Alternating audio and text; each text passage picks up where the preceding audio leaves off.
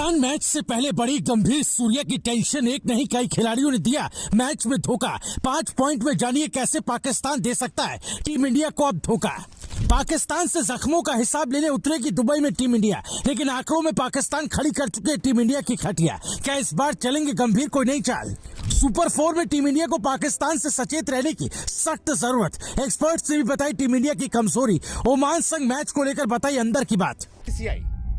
तुमने पैसों का खेल खेल लिया, अब देश को देशभक्ति का चूरन मत बांटो यार। मतलब तुम्हारा भारत पाकिस्तान का मैच हो गया, तुमको ऐड के पैसे मिल गए, प्रायोजक, ब्रॉडकास्टर और उसके साथ साथ जितने लोग तुम्हारे इस धंधे से जुड़े थे उन सब का पेट भर गया। लेकिन अब जब भर गया और तुमने देश भावना के खिलाफ जाकर सरकार के सहयोग से इंडिया पाकिस्तान करवा लिया, तो यार अब देश को ना देशभक्ति का चूरन मत चटवाओ। अपनी जीत को शहीदों और भारतीय सेना को समर्पित करने का ढोंग करने की नौटंकी मत करो, क्योंकि शर्म तुमको आती नहीं है। लेकिन देश की जनता ने तुम्हारी असलियत को देखा है कि कैसे पहलगाम हमले में शहीद हुए शुभम द्विवेदी की पत्नी चिल्लाती रही। उनकी बातें आम हिंदुस्तानी के दिल में छेद कर रही थी जब वो कह रही थी कि हमारे परिवार से मरा है कोई। बीसीसीआई में जो ऊपर बैठे हैं, सरकार में जो ऊपर बैठे हैं, अगर उनके परिवार से कोई मरा होता तो शायद वो ये बातें ना कहते। पाकिस्तान मैच से पहले बड़ी गंभीर सूर्या की टेंशन। एक नहीं कई खिलाड़ियों ने दिया मैच में धोखा। 5 पॉइंट में जानिए कैसे पाकिस्तान दे सकता है टीम इंडिया को अब धोखा। पाकिस्तान से जख्मों का हिसाब लेने उतरेगी दुबई में टीम इंडिया, लेकिन आंकड़ों में पाकिस्तान खड़ी कर चुके टीम इंडिया की खटिया। क्या इस बार चलेंगे गंभीर कोई नई चाल? सुपर 4 में टीम इंडिया को पाकिस्तान से सचेत रहने की सख्त जरूरत। एक्सपर्ट्स ने भी बताई टीम इंडिया की कमजोरी। ओमान संग मैच को लेकर बताई अंदर की बात। कुर्सी की पेटी बांध लीजिए, क्योंकि मौसम अब बदलने वाला है। भले ही टीम इंडिया ने ओमान के खिलाफ जीत दर्ज कर ली हो, लेकिन पाकिस्तान से भिड़ने से पहले गंभीर और सूर्या की टेंशन बढ़ गए, जिसके पीछे की एक दो नहीं बल्कि 5 ऐसी वजहें हैं जिसने फैंस में भी खलबली मचाई हुई। एक और जहां हैंडशेक कंट्रोवर्सी और इसके बाद रेफरी को हटाने की मांग की गई और आईसीसी को ब्लैकमेल करने की कोशिश, ये सब पाकिस्तान की हताशा को दिखाता है। तो वहीं दुबई के मैदान में जो आंकड़े गवाही दे रहे हैं, उसने टीम इंडिया के खिलाड़ियों को भी परेशानी में डाल दिया है। पहले तो ओमान के खिलाफ 4 खिलाड़ी दहाई का आंकड़ा भी पार नहीं कर पाए। सिर्फ यही नहीं, गेंदबाजों में तो और भी बुरा हाल टीम इंडिया का नजर आया। अब जब सबसे हाई वोल्टेज मुकाबले में कुछ ही घंटे बाकी हैं, तो फैंस के मन में भी कई सवाल उठ रहे हैं। क्या इस बार भी पाकिस्तान को टीम इंडिया हरा पाएगी या नहीं? क्योंकि जो आंकड़े हैं वो हैरान करने वाले हैं। क्या है आपको बताते हैं। दरअसल पाकिस्तान क्रिकेट को यूं ही सबसे अनप्रेडिक्टेबल नहीं कहा जाता, क्योंकि पाकिस्तान के खिलाड़ी कभी मैच जीतते मुंह से हाथ छीन लेते, तो कभी हार के कगार से जीत चुरा लेते हैं। यही वजह है कि खराब फॉर्म के बावजूद पाकिस्तानी टीम खतरनाक साबित हो सकती है। एक्सपर्ट्स मानते हैं कि भारत लगातार अच्छा परफॉर्म कर रहा है, खेल रहा है। ऐसे में सिर्फ एक खराब मैच टीम इंडिया को टूर्नामेंट से बाहर कर सकता है। पाकिस्तान जानता है कि दुबई का मैदान उसके लिए लकी साबित हुआ है और यही उसकी सबसे बड़ी ताकत होगी। रिपोर्ट्स की माने तो टीम इंडिया को पाकिस्तान से वर्ल्ड कप में हार का जख्म भी इसी ग्राउंड पर मिला था। याद कीजिए, पाकिस्तान ने यहां 35 T20 इंटरनेशनल मैचेस खेले हैं, जबकि बाकी कोई भी टीम 15 तक नहीं खेल पाई। यानी यह मैदान पाकिस्तान के लिए अपने घर जैसा होम ग्राउंड कहा जा सकता है। 2022 एशिया कप की याद भी ताजा हो जाती है, जब भारत ने ग्रुप मैच में जीत दर्ज की थी, लेकिन सुपर 4 में पाकिस्तान ने बाजी मार ली थी। इतिहास गवाही देता है कि दुबई का मैदान भारत के लिए हमेशा आसान नहीं रहा। तीसरे पॉइंट्स की बात करें तो भारत ने ग्रुप राउंड में पाकिस्तान को न सिर्फ हराया बल्कि हाथ तक मिलाने से इनकार कर दिया। टॉस पर सलमान आगा को सूर्या ने इग्नोर कर दिया। मैच के बाद खिलाड़ी बिना हैंडशेक ड्रेसिंग रूम में चले गए। इससे पाकिस्तान का गुस्सा 7वें आसमान पर पहुंच गया। यही नहीं, रेफरी को हटाने की मांग और सोशल मीडिया पर प्रोपेगेंडा चलाकर उन्होंने साफ कर दिया कि अगली बार वो हर हाल में बदला लेंगे। अब टीम इंडिया को इसी बदले की आग का सामना करना है। सिर्फ यही नहीं, ओमान के खिलाफ मुकाबले में टीम इंडिया की अंदरूनी कमजोरी को भी उजागर कर दिया। 189 का स्कोर बनाने के बावजूद टीम इंडिया के गेंदबाज ओमान की बल्लेबाजी को रोकने के लिए जूझते दिखे। अर्शदीप और हर्षित को लंबा इंतजार करने के बाद उतरना पड़ा और उनकी लय बिगड़ी। हार्दिक पांड्या बल्ले से खामोश रहे। यानी साफ है कि अगर पाकिस्तान टॉप ऑर्डर को दबोच लेगा, दबाव में डाल देगा, तो मिडिल ऑर्डर फ्लॉप हो सकता है और गेंदबाजों पर भी दबाव बढ़ जाएगा। यही वो मौके हैं जहां पाकिस्तान धोखा दे सकता है। अब सुपर 4 का ये मुकाबला केवल खिलाड़ियों का ही नहीं है, बल्कि स्ट्रेटेजिकली रणनीति का भी एक इम्तिहान है, क्योंकि हेड कोच गौतम गंभीर और कप्तान सूर्या को दुबई की पिच, मौसम और पाकिस्तानी जो साइकोलॉजी है उसका सब कुछ ध्यान में रखना होगा। खासकर गंभीर जानते हैं कि 2022 में कैसे पाकिस्तान ने सुपर 4 में पासा पलटा था। अब एशिया कप का यह मुकाबला सिर्फ रन बनाने और विकेट लेने की लड़ाई नहीं है दोस्तों, बल्कि मेंटली, साइकोलॉजिकली पाकिस्तान आंकड़ों और एक्सपीरियंस के दम पर मैदान में उतरेगा, जबकि भारत हालिया जीत के साथ जोश में अब उसकी निगाहें 21 सितंबर को होने वाले महामुकाबले पर टिकी, जहां से तय होगा कि एशिया कप का असली बादशाह कौन हो सकता है, असली बादशाहत किसके नाम हो सकती है। आपकी प्रेडिक्शन क्या है जरूर कमेंट करके हमें बताएं। टीम इंडिया को किन मोर्चों पर काम करने की जरूरत है। ओमान के खिलाफ टीम इंडिया जो स्ट्रगल करके मैच जीती है, क्या वो एक तरीके से एक्सपेरिमेंट था कप्तान सूर्य कुमार यादव का, हेड कोच गौतम गंभीर का, या फिर एक बड़ी खामी टीम इंडिया के निकल कर क्या आई जिस पर वर्कआउट करना बहुत जरूरी है पाकिस्तान के खिलाफ खेलने से पहले? जरूर कमेंट करें, अपनी राय इस वीडियो को ज्यादा से ज्यादा शेयर करें। तुमने पैसों का खेल खेल लिया, देश को देशभक्ति का चूरन मत बांटो यार। मतलब तुम्हारा भारत पाकिस्तान का मैच हो गया, तुमको ऐड के पैसे मिल गए, प्रायोजक, ब्रॉडकास्टर और उसके साथ साथ जितने लोग तुम्हारे इस धंधे से जुड़े थे उन सब का पेट भर गया। लेकिन अब जब भर गया और तुमने देश भावना के खिलाफ जाकर सरकार के सहयोग से इंडिया पाकिस्तान करवा लिया, तो यार अब देश को ना देशभक्ति का चूरन मत चटवाओ। अपनी जीत को शहीदों और भारतीय सेना को समर्पित करने का ढोंग करने की नौटंकी मत करो यार, क्योंकि शर्म तुमको आती नहीं है। लेकिन देश की जनता ने तुम्हारी असलियत को देखा है कि कैसे पहलगाम हमले में शहीद हुए शुभम द्विवेदी की पत्नी चिल्लाती रही।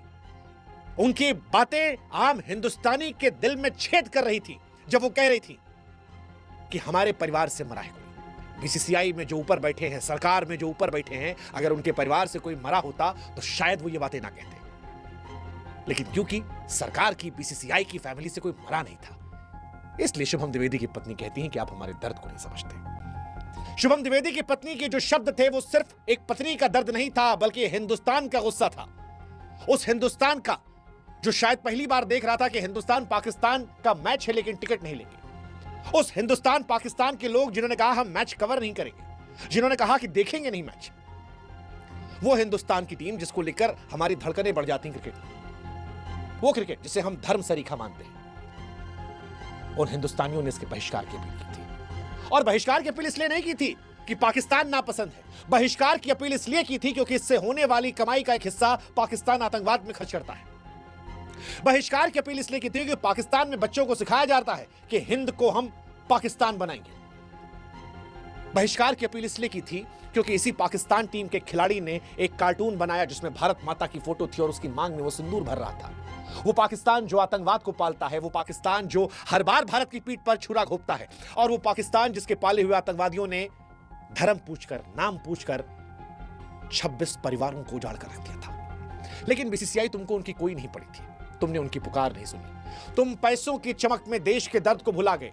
वो सरकार जो दिन रात देशभक्ति की बातें करती है, पैट्रियटिज्म की बातें करती है, वो अब देशभक्ति के चूरन पे हमें लपेट रही है। आपको क्या लगता है हम इतने क्यूटिए हैं कि आप हमसे कहेंगे कि हम बायलैटरल नहीं खेलते और एशिया कप में 3-3 मैच प्लान कर देंगे? हम नहीं समझते कि पैसे का खेल क्या है?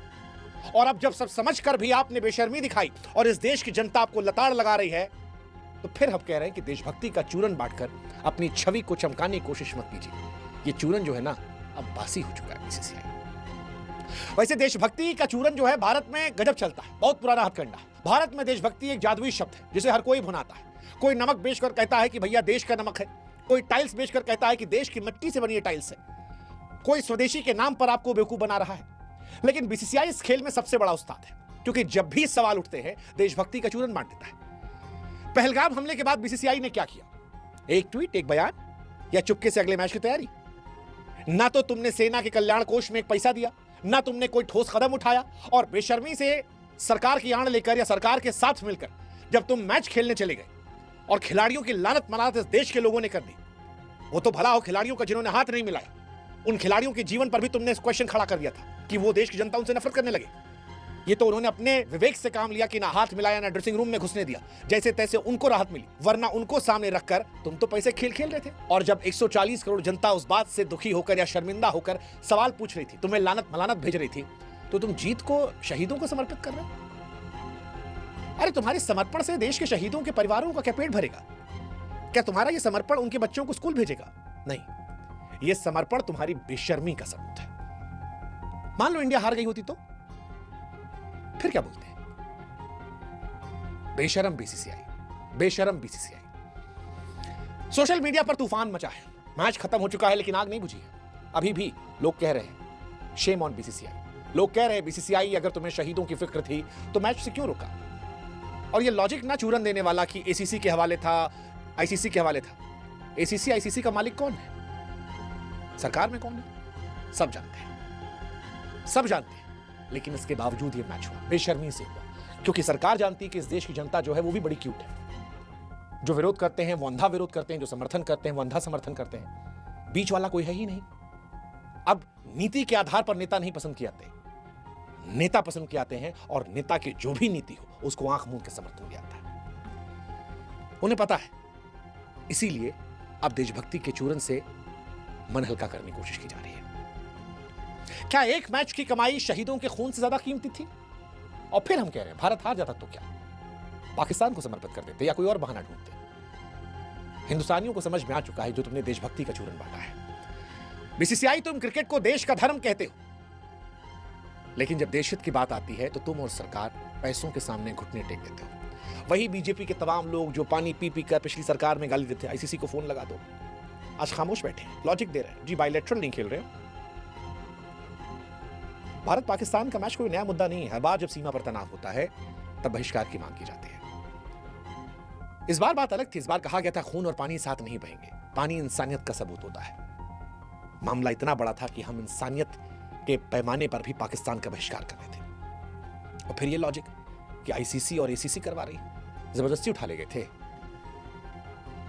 क्या बिना बीसीसीआई के औकात है आईसीसी की एसीसी की? लेकिन नहीं, आप एक स्लॉट में रखते हो ताकि इंडिया पाकिस्तान बार बार भिड़े, आपको पैसा मिले, ज्यादा मैच हो। आप बायलैटरल नहीं कराते हो, लेकिन क्यूटिया बनाने के नाम पर एक ही ग्रुप में डालते हो ताकि 3 मैच की सीरीज हो जाए। पैसे की चमक में आप अंधे हो चुके हो, अंधे। और आपको शहीदों के परिवार वालों से भी कोई फर्क नहीं पड़ता। शुभम द्विवेदी की पत्नी ने फिर रिपीट कर रहा हूं, साफ साफ कहा था कि इस मैच से होने वाली कमाई आतंकवाद को बढ़ावा देती है, लेकिन तुमने उनकी बात को कूड़ेदान में डाल दिया, क्योंकि प्रायोजक, ब्रॉडकास्टर्स और विज्ञापनदाता ज्यादा जरूरी थे। और यह फैसला सरकार का था। सरकार और बीसीसीआई एक ही है, अलग नहीं है। और गावस्कर साहब ने भी स्पष्ट कहा कि यह मैच सरकार ने करवाया। और अगर सरकार करवा भी रही थी तो बीसीसीआई क्या तुमको स्टैंड नहीं लेना था? खिलाड़ियों को मैं दोष नहीं देता, क्या करते आप, उन नहीं करने कहते, उनकी जगह किसी और को रिप्लेस कर देते आप। लेकिन सरकार और बीसीसीआई, ये देशभक्ति का चूरन बंद कर दो यार।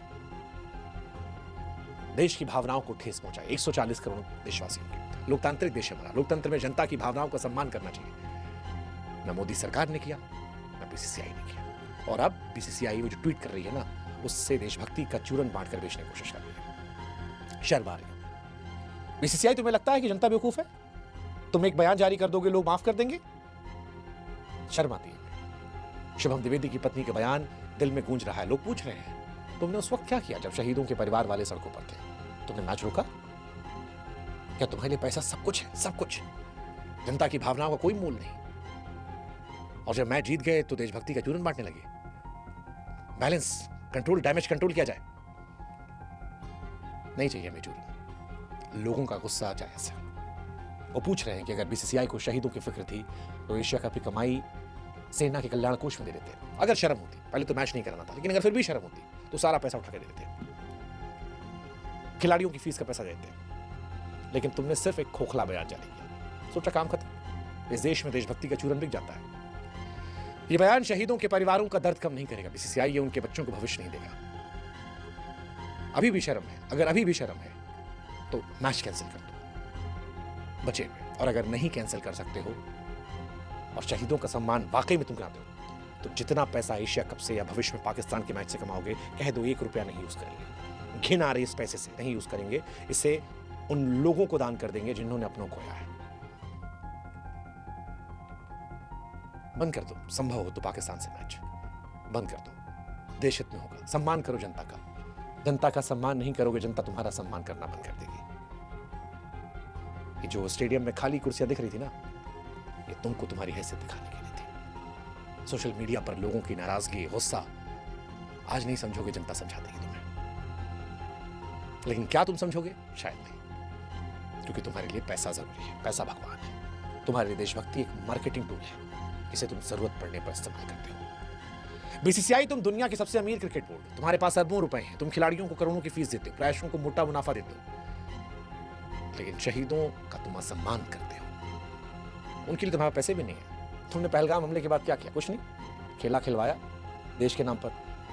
क्रिकेट देश का धर्म है और उस धर्म को तुमने बेशर्मी से बेच डाला। वो जो कहा गया था ना कि जब तक इन बीसीसीआई या सरकार के परिवार वालों में से कोई नहीं मरता तब तक इन्हें एहसास नहीं होगा। उन्हें शहीदों का दर्द नहीं दिख रहा, हमें दिख रहा है। इसलिए देशभक्ति को नारे की तरह, जिसे जरूरत पड़ने पर चिल्लाकर शोर मचाकर इस्तेमाल करते हुए बंद कर दो। तुम्हारा चूरन नहीं चलेगा। जनता तुम्हारी नौटंकियों को समझ चुकी है। तुम्हारे देश हित को ताक पर रखकर पैसों का जो तुमने खेल खेला और देशभक्ति के जो नाटक कर रहे हो, अब ये देश खामोश नहीं रहेगा। तुम खिलाओ मैच। इस देश को अपने बच्चों पर भरोसा है। हम करेंगे बॉयकॉट, नहीं करेंगे पाकिस्तान का मैच कवर। नुकसान ही तो होगा ना, क्या होगा? 4 मैच से पैसा नहीं कमाएंगे तो जीवन खत्म नहीं हो जाएगा, क्योंकि जो पाकिस्तान ने किया उससे जिंदगियां खत्म हो गई, नहीं है जिंदा वो लोग। उससे नुकसान तो नहीं होगा किसी का नाम। शर्म करो बीसीसीआई। और याद रखना, देशभक्ति का ये चूरन भारी पड़ेगा, याद रखना। जय हिंद, जय भारत, नमस्कार। और जनता से अपील हमारी यही है, देशभक्ति का चूरन चाटना बंद कीजिए।